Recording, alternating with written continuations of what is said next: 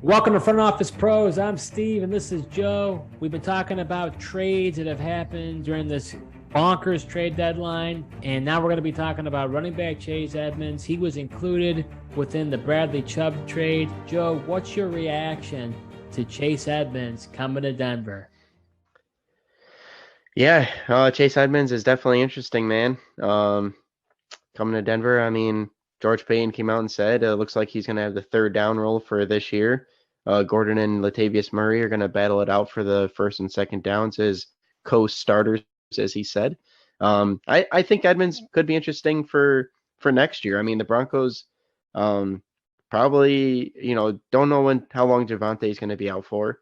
Melvin Gordon, writing's on the wall. I don't think he's coming back. And I don't think they'll have Latavius Murray. I mean, the guy he just stole off of the practice squad. So, I mean, it's gonna be interesting. Edmonds, we'll see how much they use him this year, but I mean, he is a guy who could still be around for them next year, and who knows, depending on what happens. I know they still do have Mike Boone, but it could just be him and Boone to start the year next year. Yeah, it's really interesting. Edmonds signed that big contract in free agency with the Dolphins, and we thought that he'd be featured way more in that offense, and that it ended up being the older, I don't want to be offensive, the older Mostert, coming in and being the starter, having that familiarity with, Mike McDaniel. So now Edmonds being shipped over to Denver. I mean, he was a talented player in Arizona. I was expecting more things out of him. I mean, you've got to be ecstatic, honestly, if you're a Chase Edmonds owner, because he was doing nothing for you in Miami. Absolutely zero. I know it's a short-term situation. He's 26 years old. He does have 1 year remaining next year. Broncos can just cut him, and there'd be no dead cap in that situation. I think the Broncos running back room is kind of a nightmare. I think that honestly, Melvin Gordon is the odd man out in this group. I mean, like you said, Peyton has already said that Chase Edmonds will command the third down role, which he's a better receiving back than what they have. I think Russ actually that might actually work out nice to have that as a check down option, and him coming in the bye is nice for him to kind of get acclimated to, Hackett's play calling and the playbook. So honestly, for me, I mean, it couldn't have got any worse where he was in Miami. So to me, him going to Denver is a nice spot.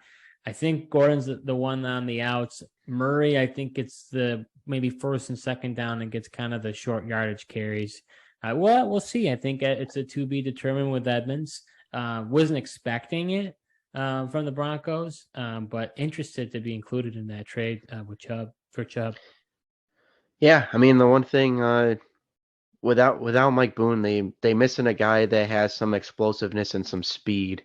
Murray and Gordon are kind of, power backs, good in short yardage. Obviously, Gordon has better catching ability than Latavius Murray does, but Edmonds brings a little juice. I mean, yeah, I mean, he's a guy. This is a guy I was, excited for Miami.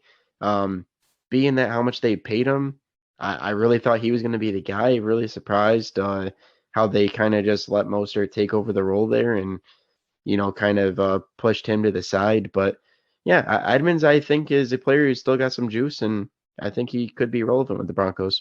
I'd be really curious, we could never hear this conversation, but I'd be very curious to hear on Miami's side, were they trying to get rid of Edmonds?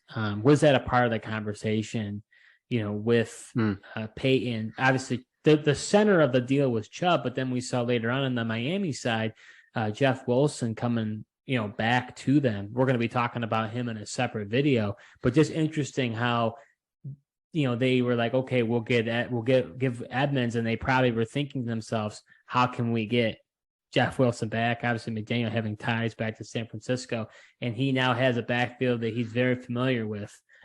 So should be very interesting. Yeah, I wonder if they contacted the 49ers first and was like, hey, are you willing to trade Jeff Wilson, and what would you be willing to trade for? And almost had that on the back burner, and then went to Denver and was like, hey, we'll toss it. We can toss in Chase Edmonds, because they knew they could just go and trade for Jeff Wilson. As far as Edmonds, as we close here, I mean, is he fantasy relevant? I mean, do you ever start him at this point, or is he in deep leagues? He's a possible bye week play or injuries.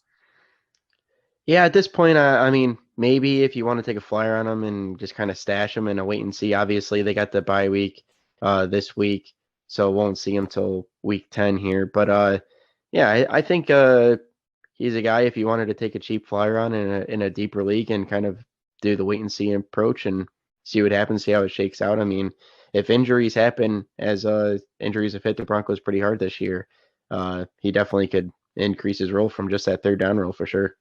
Yeah, definitely a flyer. If you have that opportunity, or if you have him, hold on to him and you kind of see what happens.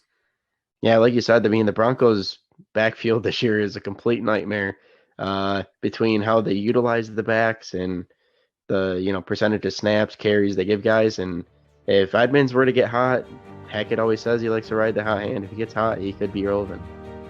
Yeah, so that was our breakdown for Chase Edmonds, the trade, leaving Miami, heading over to Denver as a part of the Bradley Chubb trade.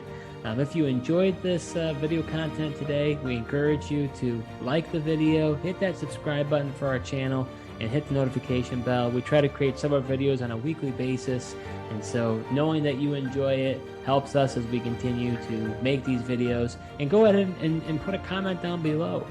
Do you agree with me and Joe, or do you disagree? Maybe he isn't fantasy relevant. Let us know. And if you're liking these videos, we've been making several videos breaking down all the prominent trades that have happened in the deadline. So go ahead and watch the next one, and until next time.